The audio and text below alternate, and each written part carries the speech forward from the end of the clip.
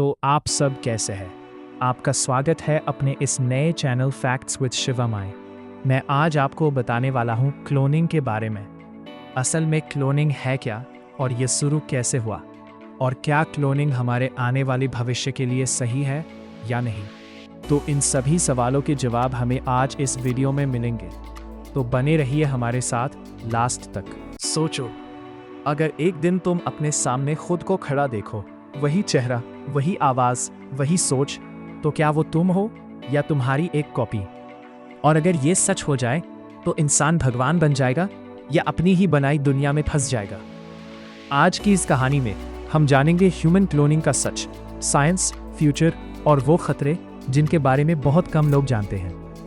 Human cloning यानी किसी इंसान की जेनेटिकली सेम कॉपी बनाना, मतलब डीएनए तक बिल्कुल सेम। लेकिन सवाल ये है, क्या ये सिर्फ फिल्मों की कहानी है या सच में पॉसिबल है?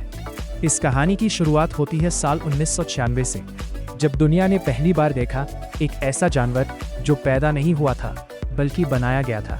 उसका नाम था डॉली, एक भेड़ जिसे साइंटिस्ट्स ने एक एडल्ट सेल से क्लोन किया था। ये कोई सामान्य एक्सपेरिमेंट नहीं था।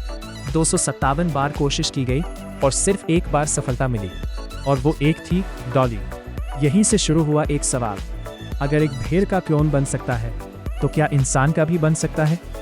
क्लोनिंग का प्रोसेस सुनने में सिंपल लगता है।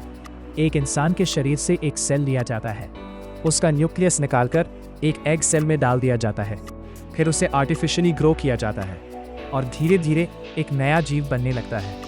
लेकिन यहाँ एक बहुत बड़ा ट्विस्ट है। क्लोनिंग का मतलब सिर्फ बॉडी कॉपी करना है, ना कि यादें, ना पर्सनैलिटी, ना इमोशंस। मतलब अगर तुम्हारा क्लोन बनेगा तो वो तुम जैसा दिखेगा, पर वो तुम नहीं होगा। अब सवाल आता है, तो फिर अभी तक इंसान का क्लोन क्यों नहीं बना?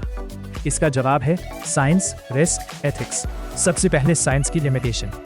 क्लोनिंग आज भी बहुत इनएफिशिएंट है। डॉली के केस में 257 में से सिर्फ एक सक्सेसफुल हुआ। कई क्लोन्स पैदा होने से पहले ही मर जाते हैं, और जो सर्वाइव करते हैं उनमें कई हेल्थ प्रॉब्लम्स देखी गई हैं। कुछ एक्सपेरिमेंट्स में तो ये भी पाया गया कि क्लोन्स जल्दी बूढ़े हो सकते हैं, क्योंकि उनके डीएनए में पहले से ही एजिंग साइंस होते हैं।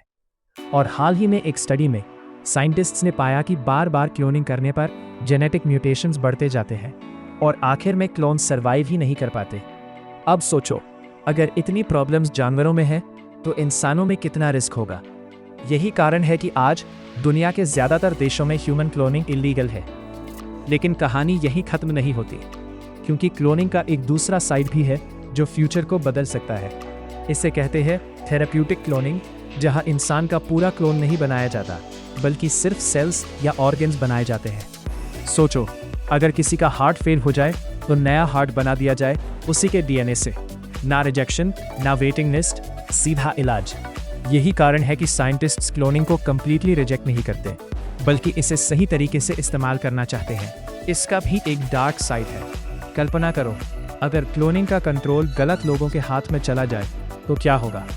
क्या अमीर लोग अपने क्लोन्स बनाकर अपनी ज़िंदगी बढ़ाने की कोशिश करेंगे? क्या आर्मीज़ क्लोन सोल्जर्स बनाएंगी जिनके पास इमोशंस ना हो, सिर्फ ऑर्डर्स हों? क्या इंसान खुद को रिप्लेस करने लगेगा? और सबसे बड़ा सवाल, अगर एक क्लोन को इमोशंस आ जाए तो क्या वो भी इंसान कहलाएगा, या फिर वो सिर्फ एक एक्सपेरिमेंट रहेगा जिसे कभी भी ख़त्म किया जा सकता है? साइंस ने हमें पावर दी है, लेकिन हर पावर के साथ रिस्पॉन्सिबिलिटी भी आती है। आज क्लोनिंग पूरी तरह पॉसिबल नहीं है, और शायद होना भी नहीं चाहिए, क्योंकि हम अभी तक ये डिसाइड ही नहीं कर पाए हैं कि एक कॉपी को इंसान का दर्जा देना चाहिए या नहीं।